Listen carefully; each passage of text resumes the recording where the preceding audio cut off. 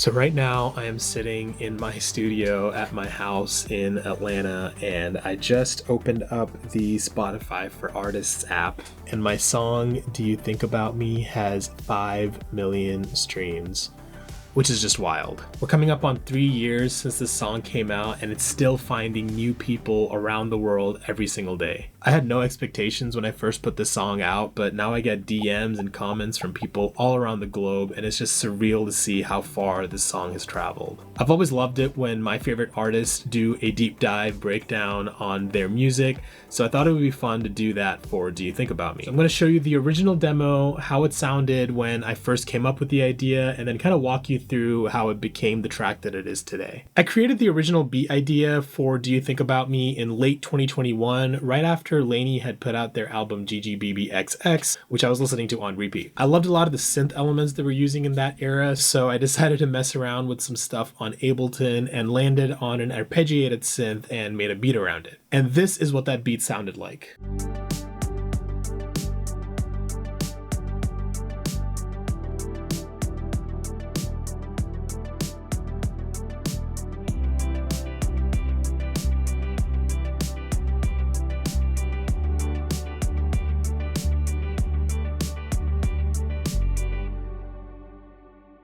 So I'm sure you can already recognize that signature synth sound that pretty much carries throughout the entire song and is the backbone of the track. However, the drums are pretty spaced out and trappy, and the 808 kind of gives it this bouncing feeling, which I thought was kind of cool at the time, but clearly was not what the song needed. At that point, I had saved, moved on to something else, and totally forgot about this idea for like 6 months. It wasn't until summer of 2022 when my friend Michael Andrews hit me up and asked me if I had anything that he could mess around with because he was feeling creative. I sent him a few different ideas, and this was one of them.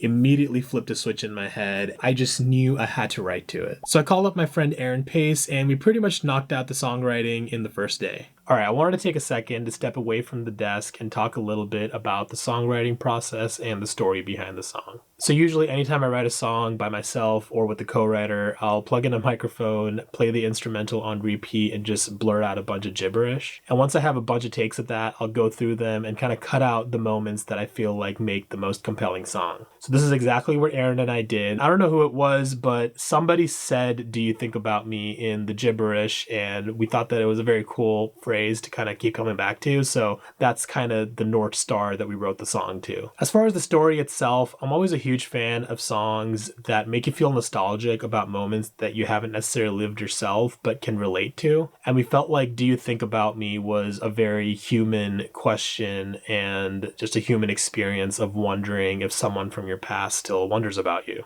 And that's kind of where the heart of Do You Think About Me came from. After a few hours of chiseling away at our gibberish, we came up with this song that you now know as Do You Think About Me. Anyways, now let's head back to Ableton so I can show you guys some of my personal favorite production elements. Once we were done recording vocals, I dove into the production and wanted to flesh it out as much as I could before passing it back over to Aaron to finish the production and mix it. One of my favorite parts about the song is the vocal chop that happens in the intro, so I thought I could show you guys what that sounds like on its own.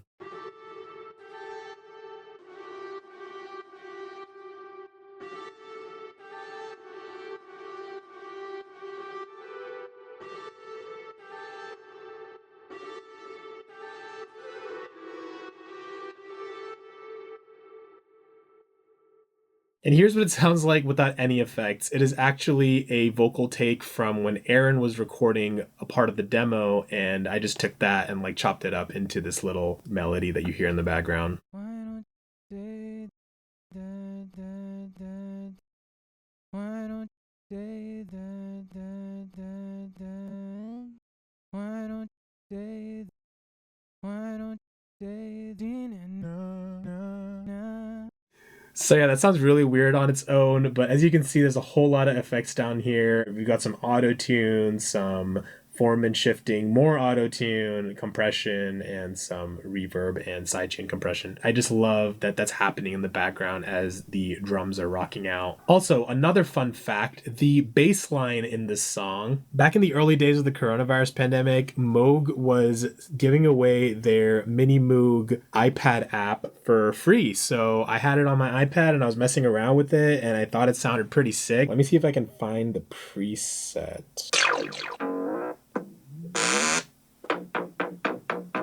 I think I got it.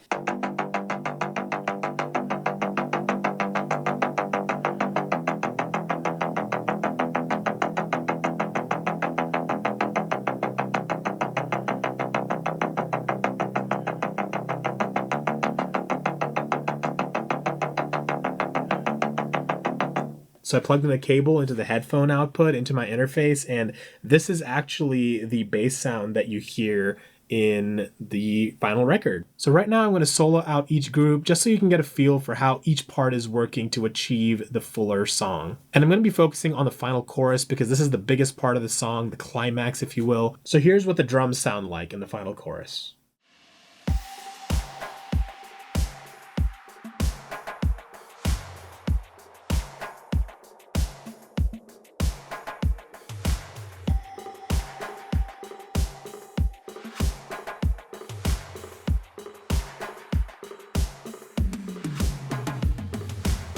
I was really trying to get into that 80s epic drum sound. A huge snare that cuts through the mix, a huge tom fill at the end of each phrase, kind of like Phil Collins in The Air. And then I added a bunch of reverbed percussion here and there to keep it interesting. Once I had the foundation for the song, I sent it over to Aaron and he added all of the loops and extra percussion that really helped tie it all together and polish it. Up next, I want to show you guys the guitars that Michael did in the final version of the song. I was wanting to channel that 1975/Laney 80s sound. This is what they sound like on their own.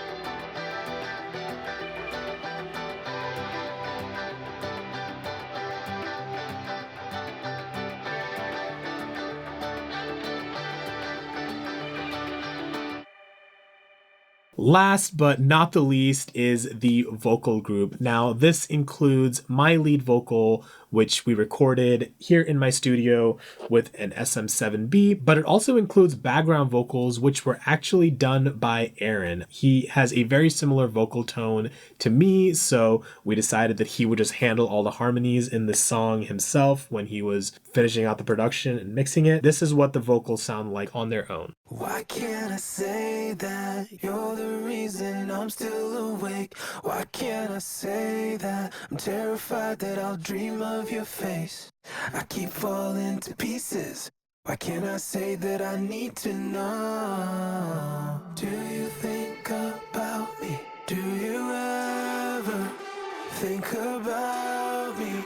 When he's tracing your body with his fingertips, trying to pull you into his. Do you ever think about me on a night like this? Do you think about me? Finally, this is what it sounds like when all the elements are working together. I'm going to unmute each group one by one so that they come together and you'll get a better understanding of how each section works to create this beautiful final version of the song. Why can't I say that you're the reason I'm still awake? Why can't I say that I'm terrified that I'll dream of your face? I keep falling to pieces.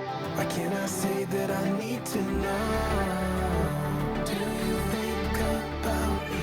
Do you ever think about me? When he's tracing your body with his fingertips, trying to pull you into his. Do you ever think about me on a night like this? Do you think about me?